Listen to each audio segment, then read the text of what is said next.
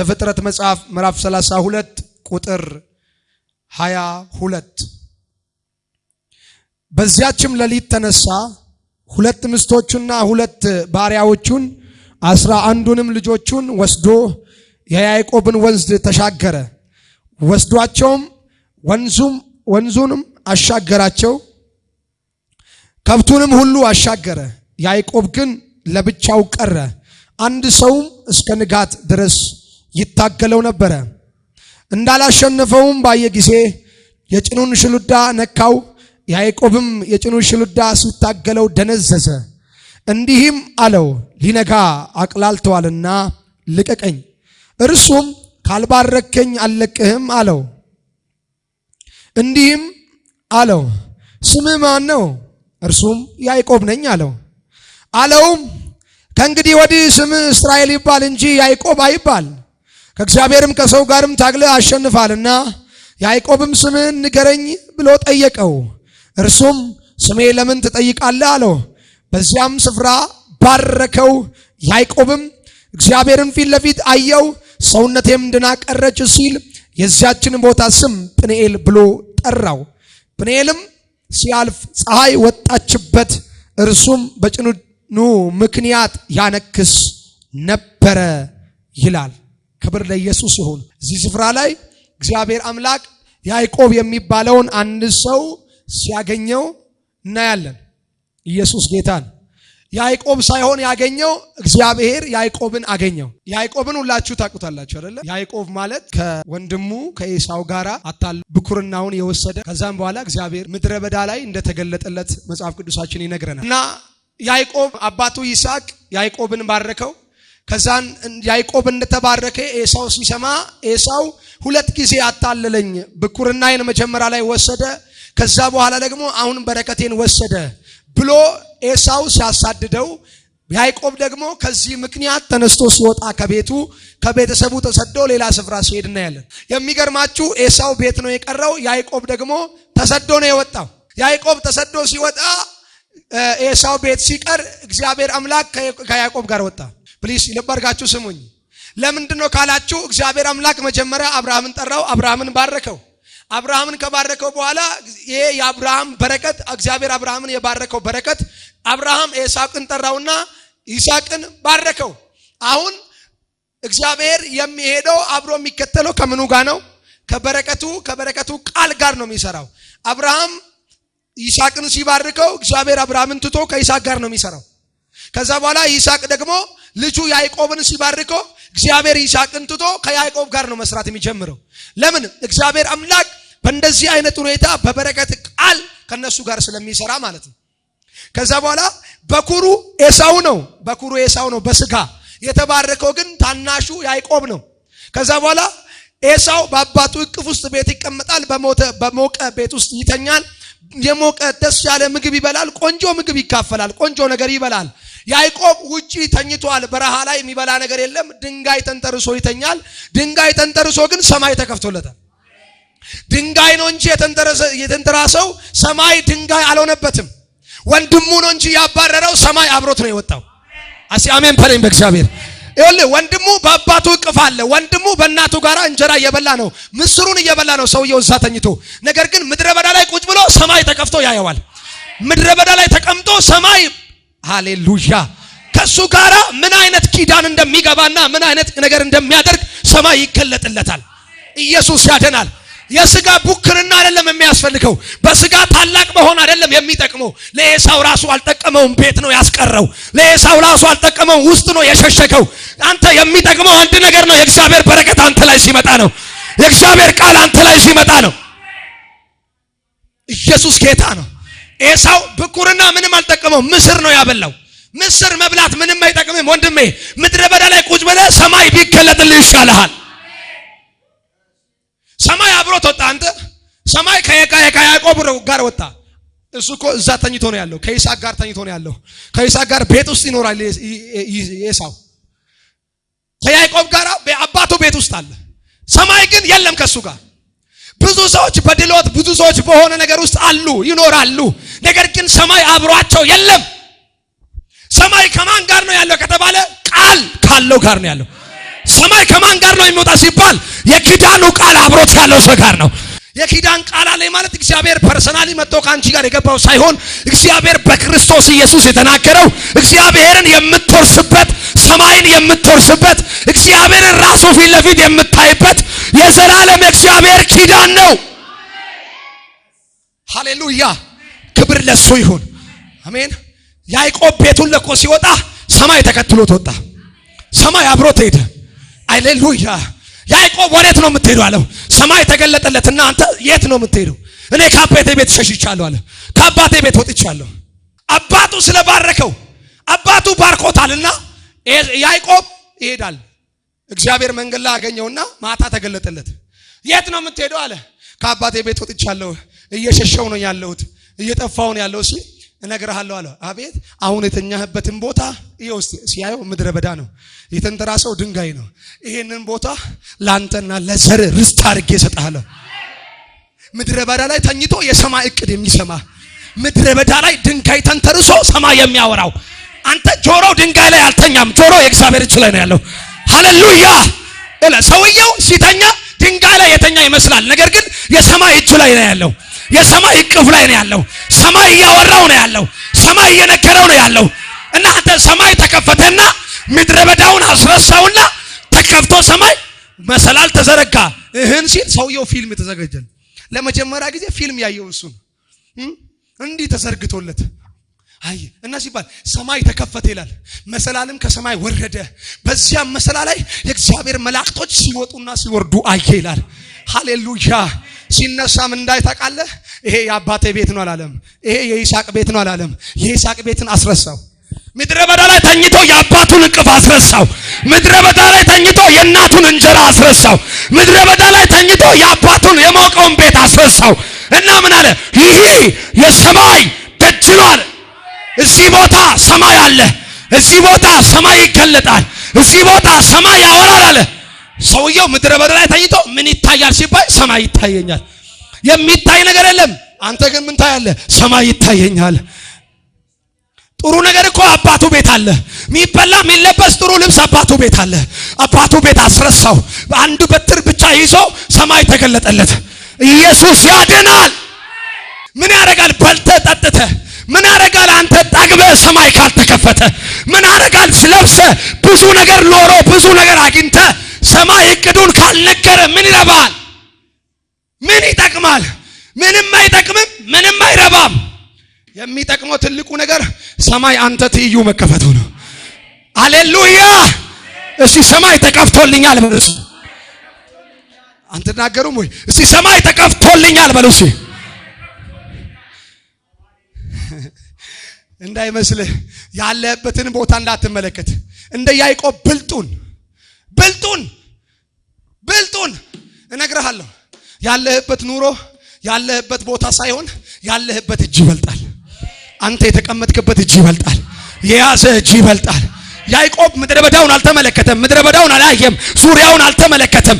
ቀና ብሎ ሲያይ ሰማይ ተከፍቷል። አንተ ምድረ በዳውን አስረሳው። የአባቱን ቤት አስረሳው። ቦታውን አስረሳው። ሁሉን ነገሩ ከአእምሮ አወጣና እናንተ ይሄ ቦታ ይደንቃል። ይሄ ቦታ ይገርማል። ይሄ ስፍራ ይገርማል። አንተ የምትኖርበት አሁን ያለ ህይወት ይገርማል። የምትኖርበት ነገር ይደንቃል። ለምን ሲባይ ሰማይ አለበት። ለምን ሲባይ ሰማይ ተገልጦበታል። ለምን ሲባይ ሰማይ ተከፍቶበታል። ሰማይ ተከፍቶበታል። ያለህበት ህይወት ላይ ሰማይ አለ። አንድ ሰው አሜን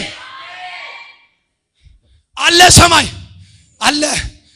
የአባትህ ቤት አይደለም ሰማይ የሚከፍትልህ። የአባትህ ቤት አይደለም፣ የአባትሽ ቤት አይደለም፣ የምትኖርበት ኑሮ አይደለም ሰማይ የሚከፍትልህ። ሰማይ የሚከፍትልህ አንተ ላይ ያለ የእግዚአብሔር በረከት ነው። ሰማይ እንዲከፈት የሚያደርግልህ የምትበላው የምትጠጣው ሳይሆን እንድትኖርበት የተነገረ የበረከት ቃል ነው።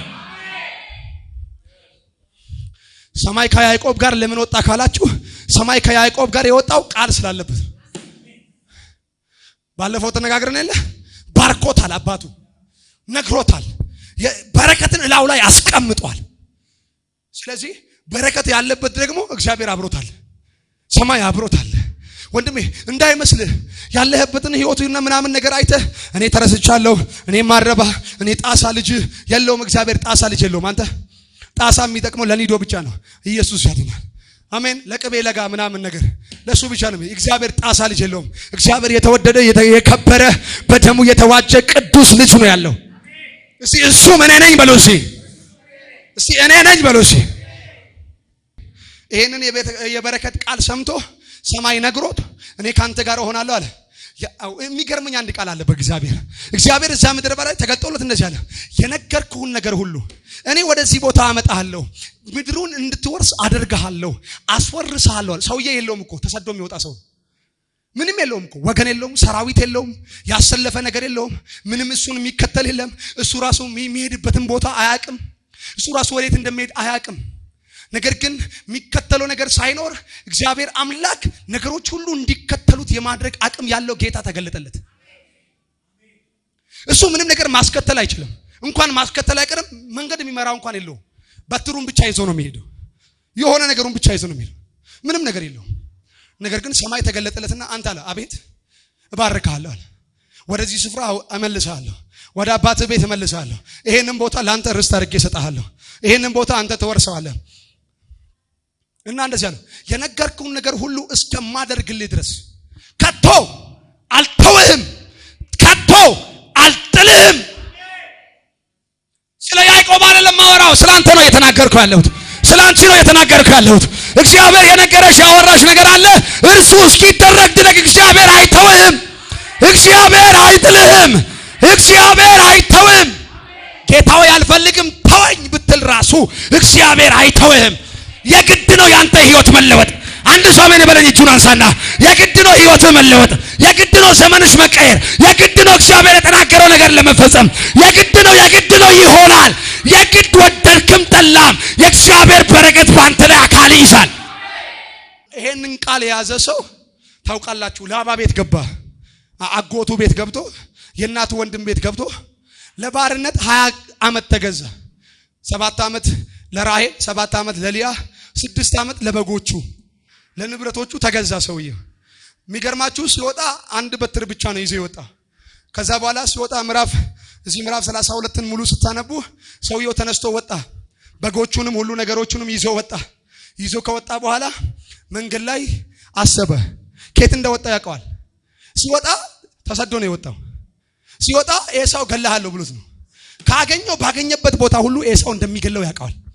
የሚገርማችሁ ኤሳው በአባቱ ቤት ስላለ ሁሉ ሀብት አለው፣ ሰራዊት አለው፣ ባሪያ አለው፣ የሚከተል ሰዎች አሉት፣ ብዙ ሀብት አለው፣ ባለጠጋ ነው ኤሳው አባቱ ቤት ቁጭ ብሎ ማለት ነው። እና ፈርቷል፣ ኤሳው ይገለኛል ብሎ ደንግጧል። በቃ ምክንያቱም የወጣው ራሱ ከመገደል ነው፣ ከመገደል ሸቶ ነው የወጣው። እና ያዕቆብን ስታገኙት ምን አለበት? ትሞታለህ የሚል አለበት። ያዕቆብን ስታዩት ትሞታለህ። ፊት ለፊት ማን ሊገለው ነው? ምዕራፍ 32 ላይ ስታነቡ ያዕቆብም ተነስታ ሚስቱንም ልጆቹንም ሀብቱንም ሁሉ ሰብስቦ ይዞ ወጣ። ከአባቱ ከአጎቱ ቤት ሸሽቶ ኮብልሎ ወጣ። ሲወጣ እዚህ ቦታ ስትደርሱ ስታዩ መንገድ ላይ ደረሰና እንደምታውቁት እቺን ቃል መሃል ላይ ልንገራችሁ። ላባ ሊገለው ልክ ሲመጣ ላባ የተከተለው እንዳለው አያውቅም። ያዕቆብ ግን ያውቃል። ያዕቆብ አያውቅም፣ ሰማይ ግን ያውቀዋል። አሜን አሜን አሜን። ላባ የተከተለው እንደሆነ ያዕቆብ አያውቅም፣ ሰማይ ግን ያውቃል። እና ያዕቆብ አልጸለየም። ተንበርክኮ ጌታ ሆይ አባት ሆይ እባክህ እየተከተሉኝ ካሉ ጠላቶቼ በግራና በቀኝ ካሉት ሊያጠፉኝ ከሚመጡት እባክህ ጌታ ሆይ ምናምን አላለም። ሳይጸልይ ሰማይ አብሮታል። አልከባም በእግዚአብሔር። ይኸውልህ እግዚአብሔር አንተን የሚሰማ በጸሎት ልክ መስሎሃል ወይ? አንቺን የሚሰማሽ በጸሎትሽ ልክ መስሎሻል ወይ? ስለ ጸለይሽ አይደለም እኮ እግዚአብሔር የሚሰማሽ፣ ቃሉ አንቺ ላይ ስላለ ነው እግዚአብሔር የሚሰማሽ። ቃሉ አንቺ ላይ ስላለ፣ በረከቱ አንተ ላይ ስላለ፣ የእግዚአብሔር ኪዳን የክርስቶስ ኢየሱስ ዘር አንቺ ውስጥ ስላለ ሳትጸልይ ያውቃል። ሮሜ ላይ እንደዛ አይደለም ይለው? እንዴት እንደምንጸልይ እንኳን አናውቅም። እንዴት መጸለይ እንደሚገባን የሚነግረን እንኳን መንፈስ ቅዱስ ነው አለ። አንተ አታውቅም እኮ። ምን ታውቃለህ አንተ? እንዴት መጸለይ እንደሚገባ ራሱ እኮ አማርኛ ስለቻልከው አይደለም የምትጸልየው። አንዳንድ ሰዎች አይታቸዋል፣ እንትኑን ይተነትኑታል፣ የሆነ ነገር ፖለቲካውን ይተነትኑታል፣ ስለ ንግድ ያወራሉ፣ ስለ የሆነ ነገር ያወራሉ፣ ብዙ ነገር የሚያወሩት ነገር አላቸው። እስቲ ናና እዚህ ቆመ አንድ ደቂቃ ጸልይ ስትሉ ልክ ሲቆሙ ምን እንደሚሉ ታውቃላችሁ? አንዳንዱ ዶክተር ተብሎ ማይክ መያዝ አይችልም። ዶክተር ነው ግን የእውነት አይታችሁ አታውቁም? ዶክተር ተብሎ ማይክ መያዝ አይችልም። ሰውየው ይንቀጠቀጣል። ከዛ አውራ ስትሉ የእግዚአብሔር ሰዎች እዚህ ጋር መቆም እንዴት ነው መጀመሪያ የሚወጣው? እዚህ ጋር መቆም እንዴት ነው የሚያስፈራው? ፊታችሁ በጣም ነው የሚያስፈራው ይላል። እንዴ እዛ ቦታ እኮ የስንት ሚሊዮን ህዝብ ፊት እኮ ቆሞ ያወራል። እዚህ ሲመጣ 2 እና 3 ሰው ፊት እንደዚህ አይቶ ፊት ያስፈራል። ለምን ነው የሚለው? አየህ፣ የምትጸልየውም የምታስተምረውም የምትዘምረውም ባንተ ችሎታና ባንተ አቅም አይደለም።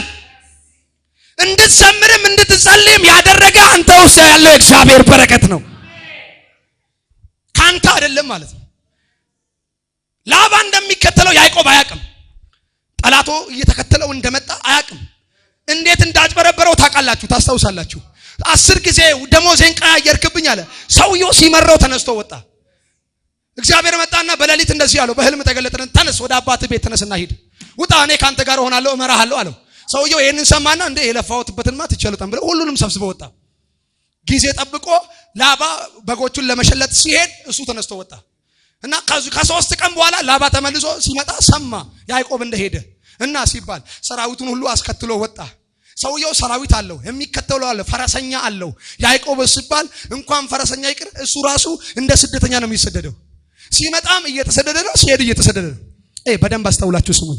ያዕቆብ ወደ ላባ ቤትም ሲመጣ ተሰዶ ነው፣ ሲሄድም ተሰዶ ነው። ግን የሚገርማችሁ እጁ ላይ ሚስቶች አሉት። ሚስት አይደለም። እንዳንተ አንዳንዶቻችሁ አንድ እንኳን የላችሁ። ሰውየው ሚስት አይደለም ያለው፣ ሚስቶች ነው እጁ ላይ ያሉት። ሀብት አይደለም ያለው፣ ሀብቶች ነው አሉት። ሰብስቧል፣ ሁሉንም ይዟል። የሚገርማችሁ ይሄን ሁሉ ይዞ ግን እየተሰደደ ነው። ባዶንም ሆኖ ተሰዶ ነው የሚወጣው፣ ይዞም ተሰዶ ነው ያለው። እና ላባ መንገድ ላይ ተከተለውና ሊያገኘው 1 ሌሊት ሲቀር ከያዕቆብ ጋር ሊገናኙ 1 ሌሊት ሲቀር 1 ሌሊት ከነጋ ያዕቆብና ላባ ይገናኛሉ። 1 ሌሊት ሲቀር 1 ምሽት ሲቀር እግዚአብሔር አምላኬ ላባ ጋር መጣ። ሰውዬ አለው አቤት ፈልጋለሁ። ማን አንተ? እኔ የያዕቆብ አምላክ ነኝ እና ምን ላድርግ? ያዕቆብን ተነካውና ዋ እሱ ላይ የሆነ ነገር ታደርግና ነግሬያለሁ። ሰማይ አንተ ቅጣቱን አስቆመለት። ሰማይ ከጠላቱ ጋር አስቀድሞ ተገናኘና ጠላቱ እሱ ላይ ሊፈጽመው ካለው ጥቃትና ጠላቱ እሱ ላይ ሊያደርገው ካለው ነገር ሁሉ አስቆመለት። ሽክ ነበር እኮ ይቀረን እኮ እንዲህ ብንል እኮ ልንገባ ነበር። ሃሌሉያ። ወለጅ አሁን እንዲህ ማለት አሁን እኔ እግሬን ብዘረጋ ታች ነው ለመወርደው፣ እዚህ ላይ እንዲህ ብል ወደዚህ ብል እዚህ ጋር ነው መወርደው። እንደዚህ እግራችንን አንስተን ሞት ውስጥ ልንገባ ስንል እንዲህ ስንለቅጠው ለካ ሰማይ ገብተናል። ገባን በእግዚአብሔር አሜን በለ። ይኸውልህ በአንድ እርምጃ ብቻ በእኔና በሞት መካከል 1 እርምጃ ልክ ሲቀር እግዚአብሔር መጣል። በእኔና በሞት መካከል 1 እርምጃ ሲቀር ነገር ተጠናቋል ተብሎ ሲቀር አልቋል ተብሎ ሲቀር አቃቅ ሰማይ መጣ። ላባ ተነካውና ነግሬያለሁ። አንተ በሕይወት ዘመኑ እኮ እግዚአብሔር የሚባል ነገር አይቶ አያውቅም። ላባ እግዚአብሔር የሚባል ነገር አያውቅም። አንዳንድ ሰዎች አሉ ለፍርድ እግዚአብሔር የሚገለጥባቸው፣ ለአንተ ላይ ግን እግዚአብሔር ለፍርድ ይገለጥልሃል። አንተ ላይ እግዚአብሔር ሊፈርድብህ ሳይሆን ሊፈርድልህ እግዚአብሔር ይገለጣል። ላባ አቤት እግዚአብሔርን አይተሃል? አዎ አይቼዋለሁ እኮ እግዚአብሔርን እኮ አየሁት፣ በህልም ተገለጠ እና ምን አለ? ትነካውና ዋኖ ያለኝ እሱማ ነው የሚልህ። አንተስ አይተዋል ጌታን? አዎ በርቶልሃል? አዎ እና ምን አለ? ህይወት ይሆንልሃል እና ምን አለ? ትበዛለህ እና ትሰፋለህ እና ይከናወንልሃል እና ጠላት ባንተ ላይ መከራን አይጨምርም። እንዴ ዋናው እኮ እግዚአብሔርን ማየት አይደለም። እግዚአብሔርን ካየ በኋላ እግዚአብሔር ምን አለክ ነው። እግዚአብሔርን ማየት እኮ አይደለም። እኔ አውቀዋለሁ እግዚአብሔር ማለት አይደለም። እንደምታውቁት አንድ ምሳሌ አይደለ? መዝሙር መጽሐፍ ምዕራፍ 23 ብዙ ሰዎች 2 ሰዎች ቆሞ እንዲያነቡ ተፈቀደላቸው አለ። አንዱ ወጣት ነውና ተነሳ፣ እግዚአብሔር እረኛዬ ነው የሚያሳጣኝም የለም፣ በለመለመ መስክ ያዝረኛል፣ በዕረፍቱ ዘንድ ይመራኛል። አድርገው ልክ እንደኔ ከኔ በላይም ዘና ብሎ ጥቅሱን አነበበ፣ ተጨበጨበለት፣ ቁጭ አለ። የሚቀጥለው ደግሞ ተነስቶ አባት ናቸው አንስተው እግዚአብሔር እረኛዬ ነው ማለት እንኳን አልቻሉም። ልክ ሲያዩት እረኛዬ ነው የሚለው ቃል ሲያስቡ ማንባት ጀመሩ፣ ማልቀስ ጀመሩ። ያኛው ልጅ ለምንድነው ጥቅሱን እኮ ያለቀዋል ለምን አላለቀሰም ሲባል ጥቅሱን እንጂ የሚያቀው የጥቅሱን ባለቤት አያውቀውም። እኚህ ሲባል እረኛውን በአካል ያውቁታል፣ እረኛውን በህይወት ያውቁታል። እኔ አውቀዋለሁ አምላኬን፣ በምድረ በዳ የመራኝን አውቀዋለሁ፣ የነገረኝን ያወራኝን አውቀዋለሁ። እና ከለከለለት አምላኬ። አንድ ምሽት ሲቀር እግዚአብሔርና ላባ እንደተገናኙ ያዕቆብ አያውቅም። ሲነጋ ላባ ቀጥ ብሎ መጣ። ምን እንዳለ ታውቃላችሁ? ምን አርጌክ ነው? ምን እንደበደለው እሱ ራሱ ያውቃል። ንግግሩ ራሱ ቀየረው። ምን አርጌ ነው? እኔ እኮ ሰርግ አርጌ ደግሼ እኮ ሸኝህ ነበረ፣ ለምን ሄድክብኛል? ንግግሩን እንዲቀይረው ማን አረገው? ያገኘው አካል፣ የሆነ አካል አግኝቶታል። እንዴ ያለ ሊያጠፋ እኮ መጥቶ ነበር፣ ግን እንዳያጠፋ ያጠፋው አካል ስላለ ነው። ያለ ኢየሱስ ጌታ ነው።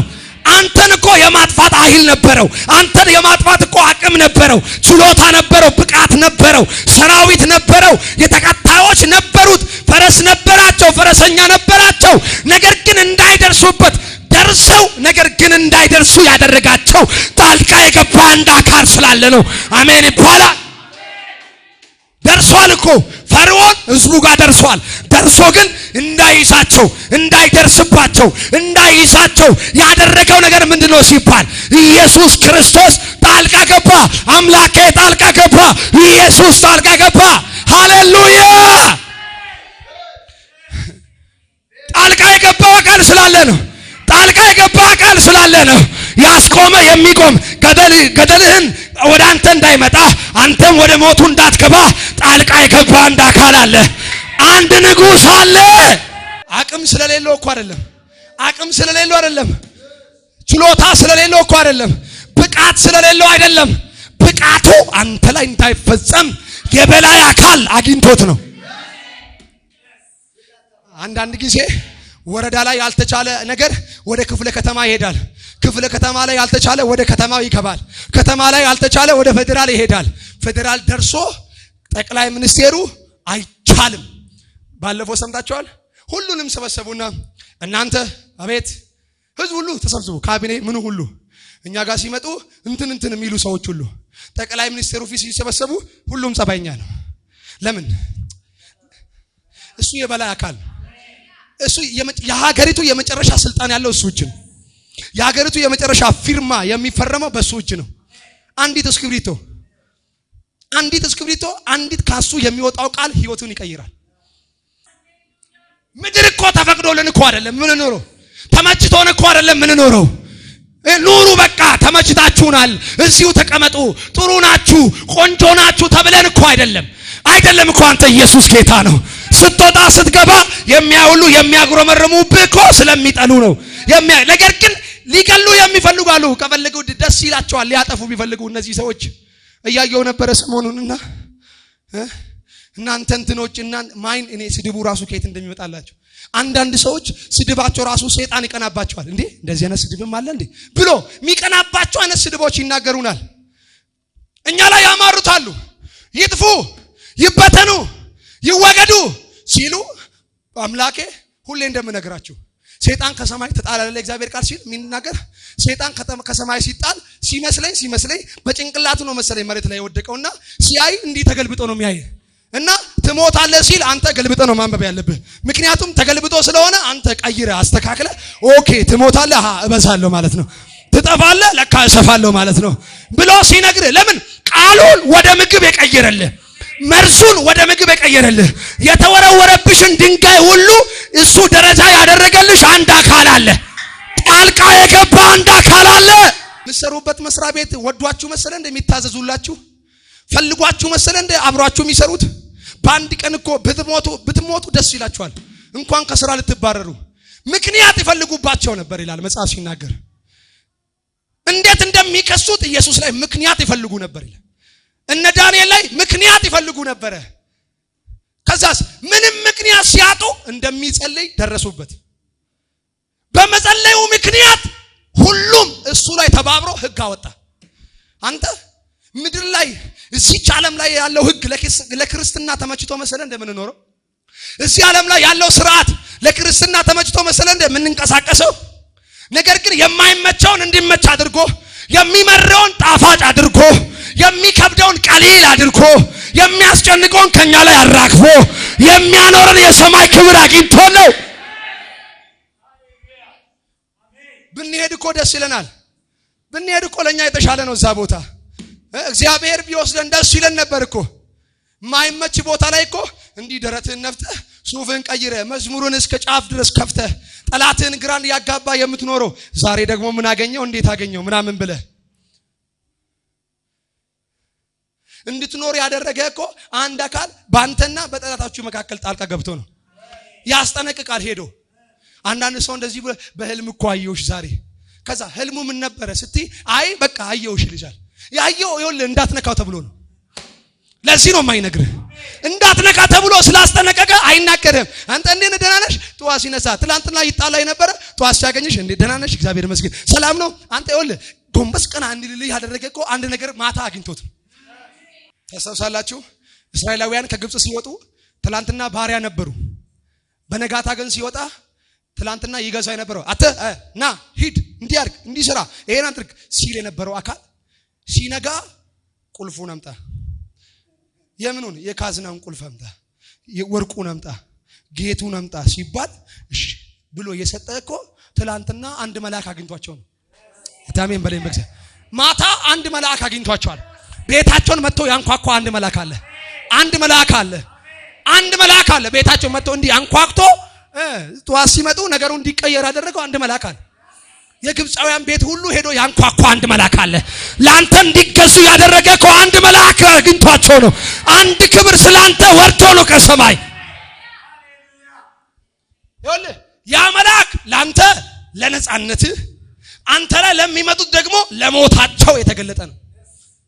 መጽሐፍ ሲናገር የሞት መልአክ አይደለም የሚለው። ከዛስ እግዚአብሔር ቃል በቃል እንደዚህ ይላል፣ እኔ በመንደራችሁ አልፋለሁ። ከዛስ ደሙን ባየው ጊዜ አልፋለሁ። ማን ነው የሚመጣው? እግዚአብሔር። ወዴት? ግብጽ ምድር ላይ ይመጣል እግዚአብሔር። እስራኤላውያን በኖሩበት ምድር ላይ እግዚአብሔር መጣ። እነሱ እስኪወጡ አልጠበቀም፣ እግዚአብሔር ራሱ መጣ። እነሱ ማልዶ እስኪሻገሩ አልጠበቃቸውም። ከነዓን እስኪገቡ አልጠበቃቸውም። እዛው እያሉ እግዚአብሔር መጣላቸው እና አለ ደሙን ሳይ አልፋለሁ። ደሙን ሳይ አልፋለሁ። ለምንድን ነው የምትመጣው? እግዚአብሔር ደሙ ያለበትን ላከብር፣ ደሙ የሌለበትን ደግሞ ልቀጣ። አንዱ እግዚአብሔር በሁለት ሰይፍ ደሙ ያለባቸው ሲታዩ ለነሱ ልጄ እንዴት ነሽ አንቺ ነሽ ነይ ተሻገሪ ወደ ከነዓን ወደ እረፍት ነይ ግቢ ያይና ደም የለም ሞት ይፈርድበታል። ሃሌሉያ። ነገሩ ሁሉ የደበላለቀው አንድ ምሽት ነው። አንድ ምሽት ነገሩን ቀየረው። ያድናል። አሜን። እስቲ ተቀይሮልኛል በሉስ። ጣልቃ ገብቶልኛል በሉስ።